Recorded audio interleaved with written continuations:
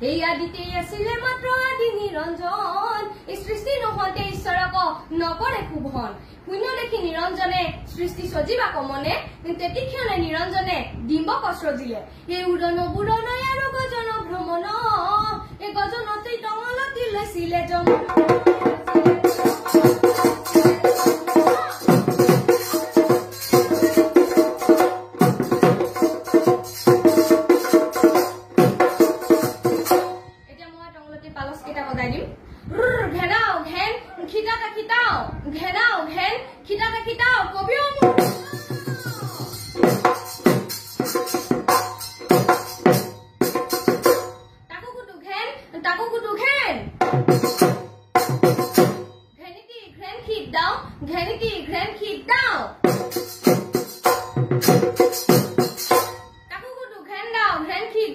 Don't let it go to Grand Kid down.